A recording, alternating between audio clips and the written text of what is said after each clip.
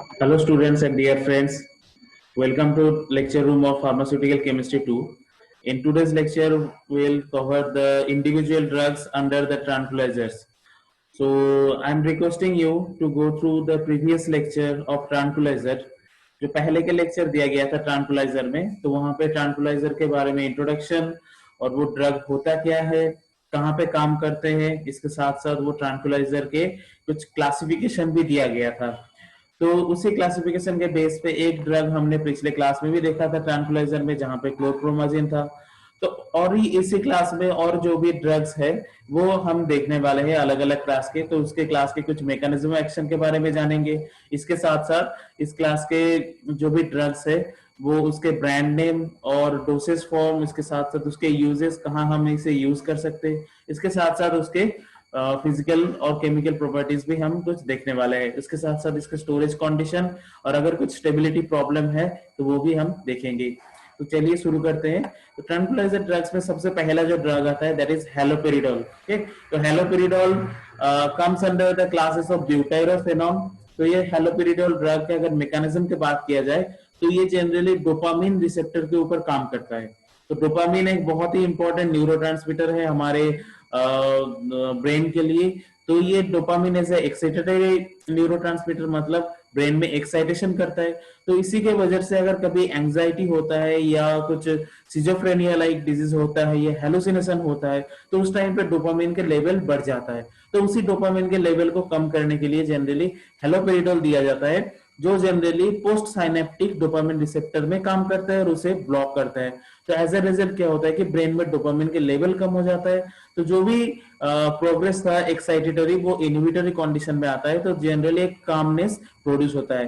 तो हेलोपेरिडोल के स्ट्रक्चर आपके सिलेबस में, तो ये जनरली फ्लोरो और हेलो कॉन्टेनिंग कंपाउंड है, इसीलिए इसका नाम है हेलोपेरिडोल। तो देखिए हेलोजन है, यहाँ पे क्लोरीन है, यहाँ पे फ्लोरीन है, हेलोजन यहाँ पे क्लोरीन है, इसके साथ साथ अल्कोहल ग्रुप है, इसीलिए इसका नाम है haloperidol. Okay, this is the IUPAC name of haloperidol. comes uh, with the brand name of haloperidol. It have the brand name of Haldol, Nalipar, Halocare, and Halopar. The Haldol brand name of haloperidol is very popular and very widely used in the pharmaceutical industry, and it comes under the dosage form of tablet and injectables. So these two dosage form, tablet and injectables, ये दोनों जो dosage form है, ये दोनों हर किसी antipsychotic या generally जो brain targeted drug है इसका कॉमन आता है। इसके अलावा भी सपोजिटरी हो सकता है, कुछ नॉर्मल एलिक्सिर फॉर्म में, कुछ सस्पेंशन फॉर्म में। तो जनरली मैक्सिमम जो डोसेस फॉर्म देखेंगे तो हम टैबलेट और इंजेक्टेबल्स में ही मिलेगा। इसके बाद uses, it is a prescription antipsychotic drugs used to treat साइकोसिस, सिजोफ्रेनिया एंड टूरेट सिंड्रोम।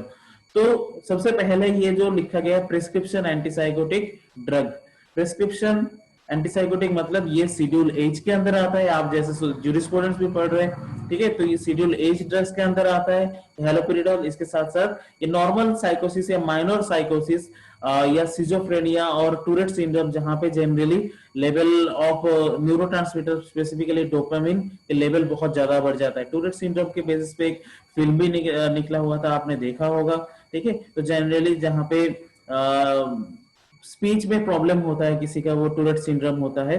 ठीक है, इसके साथ साथ अगर पार्किंसन डिजीज है और कुछ सेंट्रल नर्वस सिस्टम डिजीज है, आप हेलोपेरिडोल डायरेक्ट नहीं लेना चाहिए। अगर किसी कंडीशन में मेडिकल प्रैक्टिशनर आपको प्रिस्क्राइब करते हैं तभी लेना चाहिए।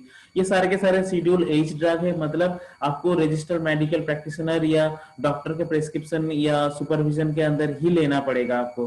ठीक है, इसके साथ साथ it decrease the negative thoughts and hallucination. तो जो भी माइंड में डिप्रेशन होता है, इसके साथ साथ जो भी हेलुसिनेशन कंडीशन हो सकता है तो उसे भी कम करने के लिए हेल्प करता है हेलोपेरिडोल। इसके प्रॉपर्टीज, ये जनरली सॉलिड क्रिस्टलाइन पाउडर है but having a amorphous form. Okay, having a mass of 375 gram per mole and melting point of 148 degree centigrade, and it is as a result आप structure देख ही सकते हैं कि structure देखिए कि normal इसमें एल्काइल चेन और एरोमेटिक पोर्शन बहुत ज्यादा है, तो ये स्ट्रक्चर जनरली क्या है कि नॉन पोलर स्ट्रक्चर है। तो नॉन पोलर स्ट्रक्चर मैंने बताया था कि वो ऑर्गेनिक सॉल्वेंट में बहुत अच्छी तरह से सॉल्युबल होता है। तो इसके सॉल्युबिलिटी के लिए organic solvent like chloroform, methanol, acetone, benzene, इस टाइप का सॉल्वेंट जनरली यूज किया जाता है, जनरली जहाँ पे इसे ऑर्गेनिक सॉल्वेंट या नॉन पोलर सॉल्वेंट कहा जाता है। स्टेबिलिटी जनरली ये नॉर्मल एनवायरमेंटल कंडीशन में स्टेबल है, तो फिर भी हमें इसे normal well closed light resistant container में स्टोर करके रखना चाहिए। नेक्स्ट ड्रग है प्रोक्लोरप्राजिन। प्रोक्लोरप्राजिन इज ए क्लास ऑफ फेनोथाइजिन, और ये जनरली हमने जैसे पढ़ा था क्लोरप्रोमाजिन, तो क्लोरप्रोमाजिन के क्लास का ही ड्रग है प्रोक्लोरप्राजिन। और इसके मैकेनिज्म की बात करें तो ये भी डोपामिन रिसेप्टर को ही ब्लॉक करता है, ताकि डोपामिन के अमाउंट और डोपामिन के लेवल जो सेंट्रल नर्वस सिस्टम या ब्रेन में वो कम हो जाए। इसके ब्रांड नेम अवेलेबल है स्टेमेटिल, एक्यूवर्ट, कॉम्प्रो, प्रोजी एमडी, इस टाइप के डोसेस फॉर्म में। और यहाँ पे भी देखिए डोसेस फॉर्म में जनरली टैबलेट इंजेक्टेबल्स अवेलेबल है ही, इसके साथ साथ ये सपोजिटरी फॉर्म में भी दिया जाता है। तो ये क्लोरप्रोमाजिन या क्लोरप्रोमाजिन यहाँ पे एक यूजफुलनेस देखा जाता है कि ये वॉमिटिंग में भी यूज किया जाता है। ठीक है, तो यहाँ पे देखिए it is a prescription antipsychotic drugs used to treat साइकोसिस और सिजोफ्रेनिया। तो जनरली जो भी नॉर्मल ट्रैंक्विलाइजर ड्रग है इसके कॉमन यूज सिजोफ्रेनिया में आप लिख ही सकते हो। इसके साथ साथ वो एंजाइटी को रिड्यूस करता है, टेंशन को रिड्यूस करता है। कॉमन यूज आप हर ड्रग में मिलेगा आपको। ठीक है, chlorpromazine suppositories and tablets are used to control severe nausea and vomiting. तो वॉमिटिंग के लिए भी ये यूज किया जाता है। इसके साथ साथ it can decrease the anxiety and hallucination. Anxiety जो भी मेंटल टेंशन होते हैं या हेलुसिनेशन होते हैं उसको भी कम करने के लिए ये हेल्प करता है। Properties, it is generally having viscous liquid, तो लिक्विड फॉर्म में ये बहुत विस्कस होता है। इसके साथ साथ मास 373 ग्राम पर mole and having a melting point of 228 degree centigrade. It is freely soluble in alcohol, ether and chloroform. Alcohol, ether और क्लोरोफॉर्म में सॉल्युबल है, क्योंकि इसके भी जो भी स्ट्रक्चर है आपने देखा था कि फेनोथाइजिन स्ट्रक्चर, फेनोथाइजिन में 3 रिंग होता है। तो ड्यू टू प्रेजेंस ऑफ और the severeness of aromatic structure that is make the compound non polar, और नॉन पोलर जो सॉल्युबल होता है वो ईथर, क्लोरोफॉर्म, इस टाइप के ऑर्गेनिक सॉल्वेंट में ज्यादा सॉल्युबल होता है। तो like promazine it is also sensitive to light, तो इसे जनरली क्लोजली टाइट कंटेनर और लाइट रेजिस्टेंट कंटेनर यहाँ पे हमें स्टोर करके रखना चाहिए। तो नेक्स्ट ड्रग बहुत ही इंपॉर्टेंट ड्रग है डायजेपम। डायजेपम कम्स अंडर द बेंजोडायजेपिन, और ये बेंजोडायजेपिन क्लास के जो भी ड्रग है ये बहुत ज्यादा यूज होता है ब्रेन टारगेटेड ड्रग डिलीवरी में। जो जनरली प्रॉब्लम है ब्रेन रिलेटेड, तो वहां पे जो भी रिसेप्टर है बेंजोडायजेपिन रिसेप्टर, वो बेंजोडायजेपिन रिसेप्टर में बहुत ही ज्यादा काम करता है ये डायजेपम। तो ये बेंजोडायजेपिन रिसेप्टर के जो भी क्लासेस के ड्रग है उसके पीछे पाम रहेगा, जैसे डायजेपम, नाइट्रोजेपम, फ्लूराजेपम, क्लोनाजेपम, उसके बाद और भी जो भी पाम वगैरह ड्रग है वो सारे के सारे बेंजोडायजेपिन ड्रग्स है। और बेंजोडायजेपिन ड्रग्स बेंजोडायजेपिन रिसेप्टर पे काम करता है। और बेंजोडायजेपिन क्यों बोला जाता है, क्योंकि देखिए यहाँ पे एक बेंजीन रिंग है, इसके साथ साथ ये है 7 मेंबर रिंग। ठीक है, 7 मेंबर रिंग अगर नाइट्रोजन का रहता है उसे बोला जाता है एजेपिन। अब 2 नाइट्रोजन है इसीलिए डाई। ठीक है, तो that's why it is known as diazepam. तो डायजेपम में जनरली ये क्लोरीन सब्स्टिट्यूशन रहता है, ये हमेशा हर कंपाउंड में डिफरेंस होता है। तो यहाँ पे ये जो फिनाइल रिंग है यहाँ पे डिफरेंस होता है, या यहाँ पे नाइट्रोजन के ऊपर जो भी सब्स्टिट्यूशन है यहाँ पे डिफरेंस आता है। ठीक है, जो भी नाइट्रोजेपम, क्लोराजेपम, फ्लोनाजेपम या जो भी लोराजेपम होता है, और भी जो भी बेंजोडायजेपिन रिलेटेड ड्रग्स है। तो इसके अगर मैकेनिज्म की बात किया जाए तो ये जनरली ये इंक्रीज करता है गाबा को। GABA that is gamma amino butyric acid. ठीक है, गामा एमाइनो ब्यूटाइरिक एसिड एक न्यूरोट्रांसमीटर है जो जनरली ब्रेन में बहुत ज्यादा अमाउंट में रहता है, और इसे बोला जाता है दैट इज इनहिबिटरी न्यूरोट्रांसमीटर। मतलब वो जो भी ब्रेन के फंक्शन है उसे कम करता है या इनहिबिट करता है। तो वो कैसे काम करता है, तो वो वहां पे एक जो भी रिसेप्टर है गाबा रिसेप्टर, उसके सब पार्ट है गाबा ए, गाबा बी। ठीक है, तो गाबा ए में रहता है क्लोरीन चैनल। ठीक है, तो ये डायजेपम जो ड्रग्स है वो गाबा ए रिसेप्टर में बाइंड होता है। ठीक है। गाबा ए रिसेप्टर में जहां पे उसके 5 पार्ट है, आप जैसे बीफार्म पढ़ोगे, ठीक है, या बीफार्म के अगर फार्माकोलॉजी में पढ़ रहे हो तो उसके रिसेप्टर स्ट्रक्चर आप पढ़ोगे, ठीक है। तो रिसेप्टर स्ट्रक्चर में ये जी प्रोटीन गाबा रिसेप्टर टाइप है। नॉर्मली सॉरी, जी प्रोटीन गाबा रिसेप्टर है आयन गेटेड रिसेप्टर, ठीक है। तो जहां पे नॉर्मल डायजेपम बाइंड होता है तो वो एक क्लोराइड चैनल को ओपनिंग कंडीशन में रखता है। बहुत ज्यादा अगर ओपनिंग कंडीशन में रखता है वो क्लोराइड चैनल को, तब क्या होता है कि chloride ion extra cellular area से इंट्रासेलुलर एरिया में जाता है, ठीक है, जहां पे हाइपरपोलराइजेशन होता है।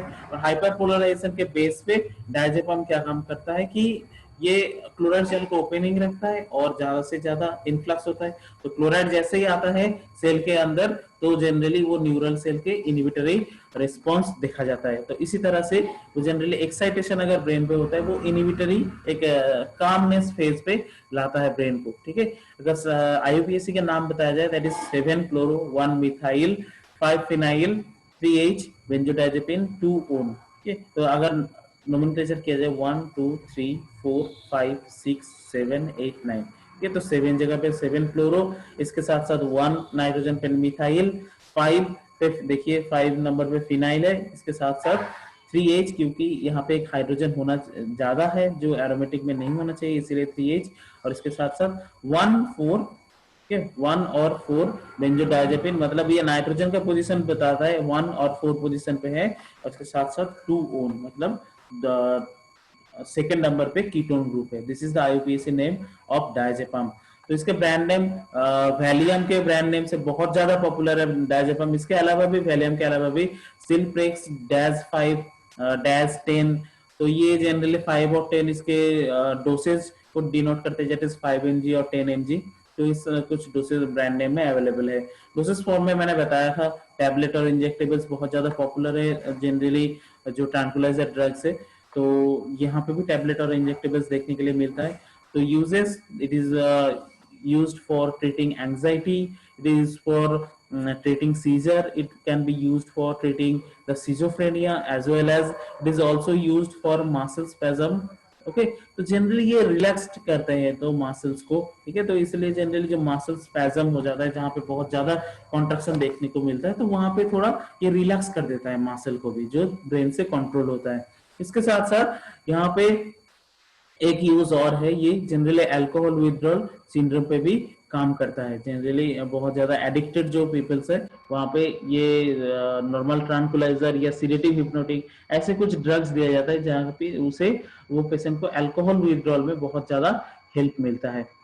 तो इसके प्रॉपर्टीज में ये colourless to light yellow crystal having a mass of 284 gram per mole and having a melting point of 132 degree centigrade. Solubility, it is soluble in DMF, benzene, acetone, and having a stability that it is containing the nitrogen. तो generally barbiturates और जो भी benzodiazepine drugs होते हैं वो दोनों के दोनों में नाइट्रोजन है।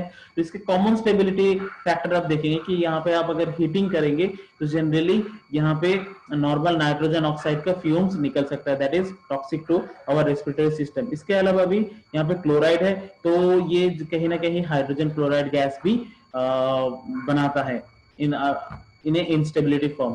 So storage, it is a common for all, that is it should be stored in well closed tight resistant light resistant container.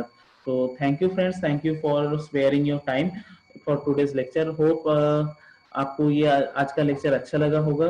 तो जो भी ड्रग्स आपने पढ़ाया हमने पढ़ाया है तो जनरली उसके बारे में थोड़ा और एक बार रिवाइज कर लेते हैं। तो हमने यहाँ पे देखा था नॉर्मल डायजेपम के बारे में, प्रोक्लोरप्रेजिन के बारे में, इसके साथ साथ हमने देखा हेलोपेरिडोल के बारे में, उसके मैकेनिज्म के बारे में जाना, इसके साथ साथ उसके ब्रांड नेम और जो भी यूजेस है और प्रॉपर्टीज जो जनरली देखने के लिए मिलता है। अगर इसके रिलेटेड कोई भी क्वेरीज है या क्वेश्चन है आप कमेंट पे बता सकते हैं, तो हम पूरा कोशिश करेंगे कि उस कमेंट को कैसे भी करके रिजॉल्व कर दिया जाए। तो thank you again, thank you for sparing your time, have a good day.